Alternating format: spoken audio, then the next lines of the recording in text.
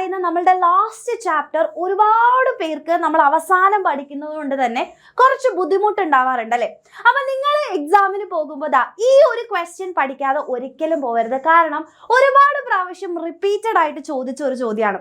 അപ്പൊ ഈ ഒരു ചാപ്റ്ററിൽ നിന്നും നമുക്ക് പഠിക്കാനുള്ള ഒരു കാര്യമാണ് സ്പീഡ് ഓഫ് സൗണ്ട് എന്ന് പറയുന്നത്, അല്ലെങ്കിൽ നമ്മുടെ ഒരു ഗ്യാസിലൂടെ അല്ലെങ്കിൽ ഒരു എയറിലൂടെ നമ്മുടെ സൗണ്ട് ട്രാവൽ ചെയ്യുന്നത് രണ്ട് സയന്റിസ്റ്റുമാര് അതിന്റെ വെലോസിറ്റിനെ പറ്റിയിട്ട് പറയുണ്ടായി അല്ലേ?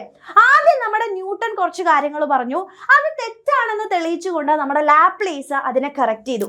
അത് റിലേറ്റ് ചെയ്തുകൊണ്ടുള്ള ഒരു ചോദ്യമാണ് നമ്മളുടെ എക്സാമിന് ചോദിക്കാറുള്ളത്. അപ്പൊ നോക്കാം, what was the condition assumed by Laplace in correcting Newton's equation for the velocity of sound in a gas? Right the Newton Laplace equation. ഇതാണ് നമ്മുടെ ചോദ്യം അല്ലേ? അപ്പൊ ലാപ്ലേസ് ന്യൂട്ടൺ പറഞ്ഞ എന്ത് കാര്യമാണ് തിരുത്തിയത്, അതുപോലെ തന്നെ ന്യൂട്ടൺ ലാപ്ലേസിന്റെ ഇക്വേഷൻ പറയുക. ഇത് വേറെ രീതിയിലും ചിലപ്പോൾ ചോദിക്കാം അല്ലെ? അപ്പൊ അതുകൊണ്ട് ഈ ന്യൂട്ടൺ ലാപ്ലേസ് കറക്ഷൻ ആണ് മിസ് ഡീറ്റെയിൽഡ് ആയിട്ട് നിങ്ങൾക്ക് പറഞ്ഞു തരാൻ പോകുന്നത്. അപ്പൊ ഫസ്റ്റ് ഓഫ് ഓൾ നമ്മൾ ആദ്യം നമ്മുടെ ന്യൂട്ടൺ പറഞ്ഞത് എന്താന്ന് വെച്ചാൽ, ഗ്യാസസിലൂടെ അല്ലെ, നമ്മുടെ ഗ്യാസ് എന്ന് പറയുന്നത് നമ്മുടെ എയർ ആണ് അല്ലെ? അപ്പൊ എയറിലൂടെ നമ്മളുടെ സൗണ്ട് ട്രാവൽ ചെയ്യുന്നത്, അവിടെ നമുക്കറിയാം പ്രഷർ വേരിയേഷൻസ് ഉണ്ടാവും അല്ലെ? സൗണ്ട് ട്രാവൽ ചെയ്യുമ്പോൾ പ്രഷർ വേരിയേഷൻസ് ഉണ്ടാവും. അപ്പൊ ഈ ഒരു പ്രഷർ വേരിയേഷൻ എന്ന് പറയുന്നത് ഐസോതെർമൽ പ്രോസസ് ആണ് എന്നാണ് ആര് പറഞ്ഞത്? നമ്മുടെ ന്യൂട്ടൺ ചേട്ടൻ പറഞ്ഞത്. അപ്പൊ നോക്കുക, the assumptions made by newton,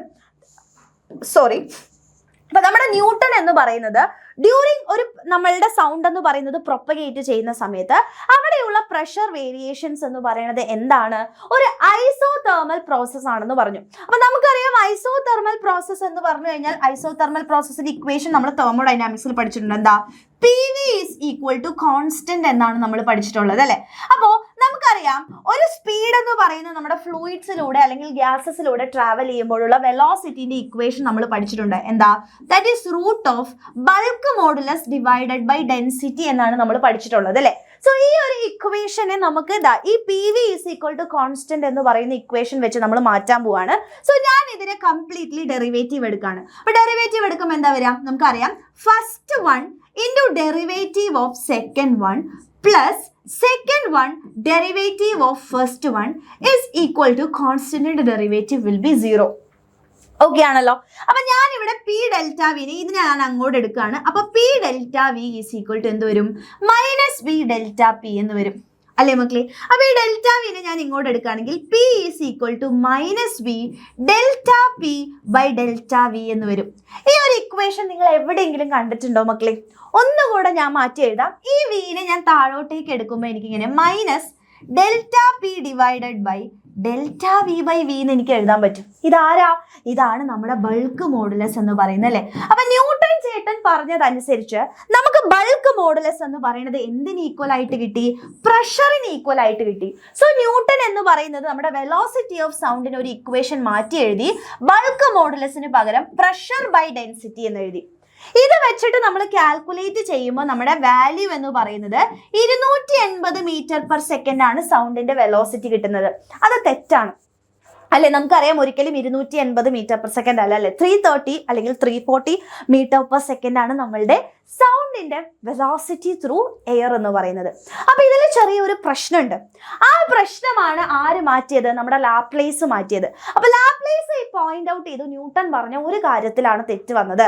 എന്താണ്? നമ്മുടെ സൗണ്ട് എന്ന് പറയുന്നത് എയറിലൂടെ ട്രാവൽ ചെയ്യുമ്പോൾ ഉണ്ടാവുന്ന പ്രഷർ വേരിയേഷൻസ് എന്ന് പറയുന്നത് എന്താണ്?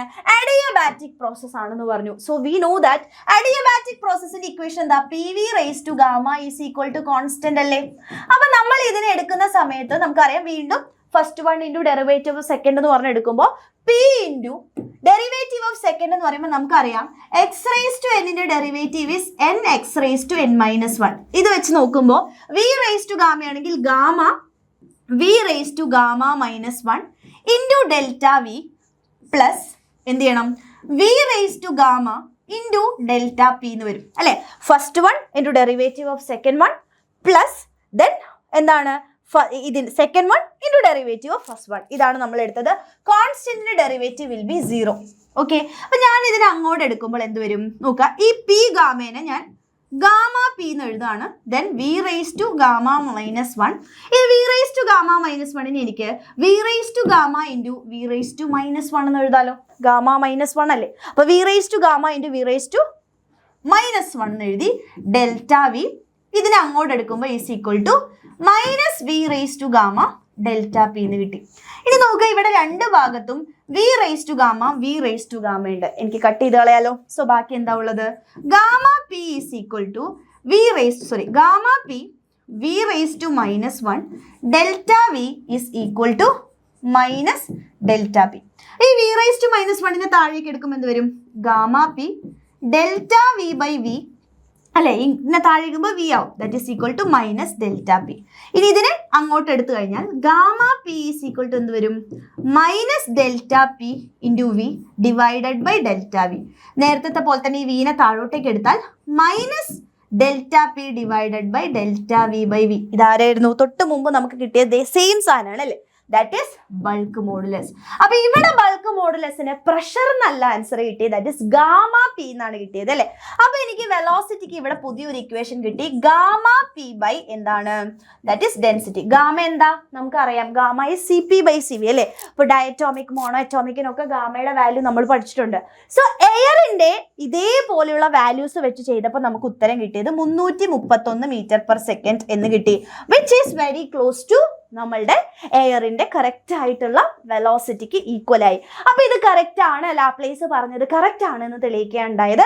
അപ്പൊ ഈ ഒരു equation v is equal to root of gamma p by rho എന്ന് പറയുന്ന ഈ ഒരു ഇക്വേഷനാണ് നമ്മൾ ലാപ്ലേസ് കറക്ഷൻ എന്ന് പറയുന്നത്. അപ്പൊ ഇത് ക്ലിയർ ആയിട്ട് ചിലപ്പോൾ നമുക്ക് വളരെ ചെറിയ ഒരു മാർക്കിനായിരിക്കും ചോദിക്കുക. ജസ്റ്റ് എന്താണ് കറക്റ്റ് ചെയ്തത്, അതിന്റെ ഇക്വേഷൻ എഴുതാൻ പറഞ്ഞാൽ ജസ്റ്റ് അഡിയബാറ്റിക് ആണെന്ന് പറഞ്ഞു, ഇക്വേഷൻ ഇതാണെന്ന് പറയാം. പക്ഷെ കുറച്ചുകൂടെ കൂടുതൽ മാർക്ക്, ഒരു 3-4 മാർക്കിന്റെ രീതിയിൽ ചോദിക്കുകയാണെങ്കിൽ, അത് ഡിറൈവ് ചെയ്ത് കാണിക്കാൻ പറയുകയാണെങ്കിൽ നമ്മൾ ഇത് മൊത്തം എഴുതിയേ പറ്റുള്ളൂ. ഓക്കെ, അപ്പൊ പ്രത്യേകിച്ച് നമ്മളുടെ എക്സാമിന് ചെറിയ ഒരു വ്യത്യാസത്തിലൊക്കെ നമുക്ക് ക്വസ്റ്റ്യൻസ് വരികയാണെന്നുണ്ടെങ്കിൽ നമ്മൾ പണി പാളും. അപ്പൊ അതുകൊണ്ട് ഇത് നിങ്ങൾ പഠിച്ചിട്ട് തന്നെ പോകാൻ വേണ്ടി നോക്കാം. ഓക്കെ, ആൻഡ് കറക്റ്റ് ആയിട്ട് ലൈവുകൾ അറ്റൻഡ് ചെയ്യാം. നെക്സ്റ്റ് ഇയർ ബാച്ചിലേക്ക് ജോയിൻ ചെയ്യാനുള്ള അവസരം ഉണ്ട്. അപ്പൊ ഈ ഒരു സമയം അല്ലെ നിങ്ങൾ അതിനു വേണ്ടി കൂടെ എന്ത് ചെയ്യുക, ഉപയോഗപ്പെടുത്തുക. കാരണം നെക്സ്റ്റ് ഇയർ ഉള്ള ബാച്ചിലേക്കുള്ള അഡ്മിഷൻസ് തുടങ്ങിയിട്ടുണ്ട്. ആൻഡ് നിങ്ങൾക്ക് ബുക്ക് സെറ്റും കാര്യങ്ങളൊക്കെ കിട്ടുന്നുണ്ട്. അപ്പോൾ ജോയിൻ ചെയ്യാൻ താല്പര്യമുണ്ട്, നെക്സ്റ്റ് ഇയർ ഒക്കെ ആദ്യം മുതലേ പഠിച്ച് അല്ലെ നല്ല മാർക്ക് വാങ്ങിക്കണം എന്ന ആഗ്രഹമുണ്ട് എന്നുണ്ടെങ്കിൽ നിങ്ങൾ ഇപ്പം തന്നെ മക്കളെ ജോയിൻ ചെയ്യുക. അത്രയാണ് മിസ്സിന് പറയാനുള്ളത്. ലൈവുകൾ കൃത്യമായിട്ട് അറ്റൻഡ് ചെയ്യുക ആൻഡ് അടിപൊളിയായിട്ട് പഠിക്കുക. വേറെ ഒന്നിനെ പറ്റിയും ചിന്തിക്കേണ്ട ആവശ്യമില്ല. നിങ്ങളുടെ എക്സാം അടിപൊളിയായിരിക്കും. ഓക്കെ, അപ്പം ഈ ഒരു വീഡിയോ നിങ്ങൾ ഫ്രണ്ട്സിനൊക്കെ മാക്സിമം നിങ്ങൾ ഷെയർ ചെയ്യുക. അവർക്ക് എല്ലാവർക്കും ഉപകാരപ്പെടട്ടെ. സോ നെക്സ്റ്റ് വീഡിയോ ആയിട്ട് കാണാം. Thank you.